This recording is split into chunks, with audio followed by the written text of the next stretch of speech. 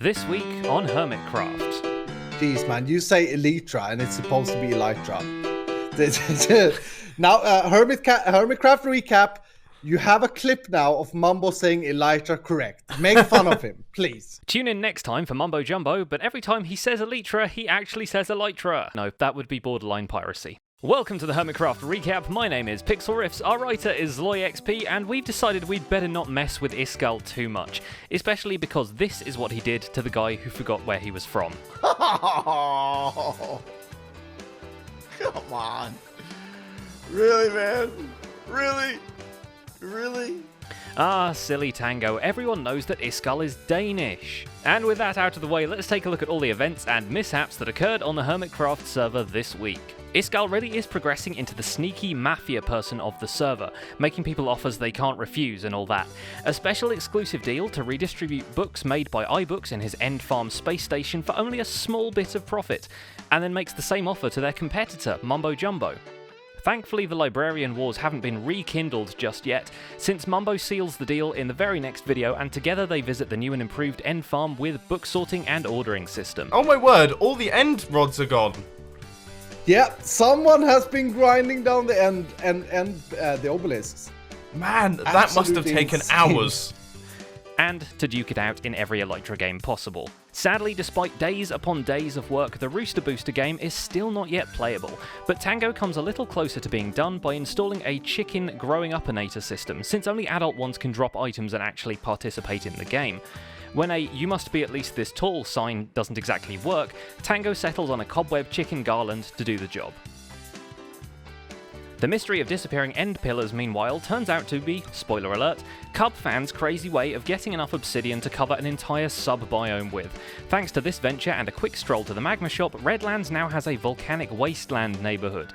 But the end craziness doesn't stop there. With a bit of bug exploitation and Elytra trickery, Cub removes the bedrock pillar of the end portal and hides the entire thing under a totally not suspicious at all layer of end stone, with the intent to baffle any occasional visitors to the end. What the heck? What the heck? What is happening? Summoning several glitched out dragons, one of which Cub promptly kills, and the others are just lured into unloaded chunks. One more ridiculous boss fight takes place on the outskirts of the server when Impulse SV decides to try out the profits from his Wither Skull farm and then take on the Wither boss itself while Elytra flying. This doesn't go well, at least not the swords to face part. It takes False Symmetry's intervention to finally dispatch the Wither, but hey, for a free Nether Star, you can't complain.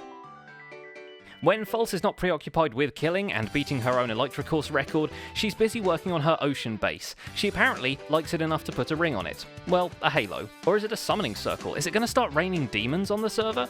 Oh, and here's the real kicker, MumboJumbo also puts a giant floating ring over his new base area. No. That was such a bad idea. Wells, Knight and Scar take turns finishing the Dwarven Throne Hall, adding finishing touches to the cave and the interiors. This allows Wells to move on to his next project, a community-oriented one. In 2 episodes that were supposed to be 3 but one of them broke, Wells raises the new town hall in the White District. A town hall which does not look at all like a barn, in his own words, because barns don't have clock towers. In all seriousness though, it's a pretty awesome build. Scar starts a new build too, a tower near the train station, but ends up adding some to the spoon counter himself, because the sides of the thing end up uneven in several places. Discouraged by such a development, Scar decides to start life anew and becomes a squid.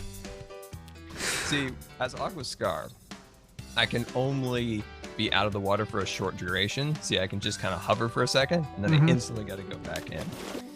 A good dozen episodes after establishing a nether tunnel, Vintage Beef finally starts decorating the nether portal room for the space base. And since it is its own structure in the side of a cliff, some commenters noted that it actually kinda looks like a high-tech hobbit hole. Some more changes come to the main facility too when Beef decides to pimp out the Zen recreational room with miniature mountains and a jukebox full of sweet tunes. Scary. Ooh, spooky. Azuma develops a mushroom block farm and decorates it using the very same blocks. The farm turns out to be pretty close to a zombie spawner, but since he has no real use for it, X just channels zombies into a killing chamber behind a transparent wall so you can see them die on magma blocks. Classy. TFC continues his DNA monument further into the sky, scaring the resident birds and the occasional flying hermit. Joe Hills assembles an Elytra launcher in his barn out of cobweb and some leftover redstone, builds a sinister nether mini version of his farm barn, and puts the chess pieces onto the board on top of his leather shop. And finally, Rendog confesses his love of Magic the Gathering and shares exciting stories of it while of course working on Hermitron, which, it turns out, was largely influenced by Magic the Gathering the whole time. You can stay with me, we'll stay in a hotel, and you can hang out with me over the weekend and we'll play some Magic, and it's going to be sweet. And he was so freaking excited, man. He was so pumped. And that's pretty much it for this week. My name's been Pixel Riffs, our writer is LoyXP. If you have a moment to spare, we'd love it if you check out our own channels in the description below. Let us know your favourite moments of the week in the comments, and don't forget to subscribe to this channel so you won't miss the new adventures of the Hermit kind. Thanks for watching, and we'll see you next week.